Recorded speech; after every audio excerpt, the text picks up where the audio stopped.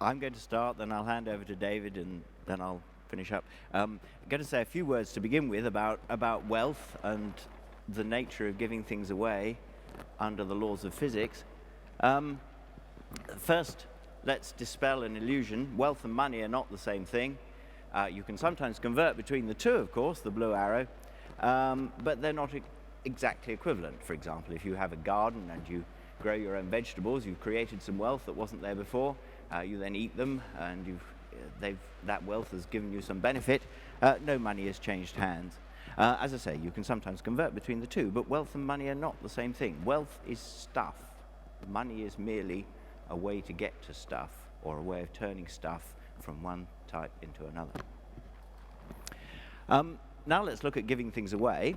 The idea of giving away your primary product is something that's been around in the software industry for a long time, of course. You never paid for a search on Google, yet Google is one of the world's biggest companies, makes a great deal of money, as you know, and they make money by giving away their primary product. Linux, of course, completely free. Anybody can have a copy of the Linux operating system. It's running on the computer that's displaying this for you now. I didn't pay a penny for it. Firefox, the web browser, again, completely free. But all these organizations and companies, in some cases, in the case of Google certainly, make money. And the reason they make money is that they do things on the side of giving away their primary product. Now let's look at that model when it comes to harder things than pure information. We're all aware of the conservation of matter and energy. This is an experiment that I'm sure many of you did at school. You do a chemical reaction, and the result of the chemical reaction is different stuff than you started with, but of course it weighs exactly the same, and that's the law of conservation of mass, and we have a similar law for conservation of energy. Of course, in Einsteinian terms you can convert between the two, but they're still all conserved. Just move my microphone a bit a minute. But that doesn't quite hold for information.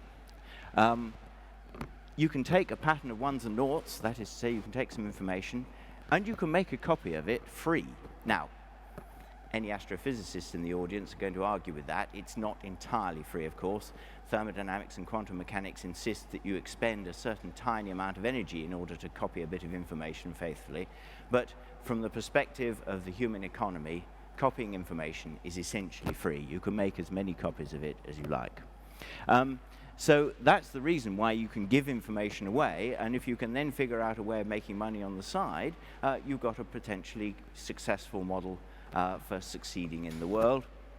But you can't do this with matter and energy, because when you give some matter away or you give some energy away, you haven't got it anymore. If I have 5 apples and I give you 2, then I've only got 3 apples left.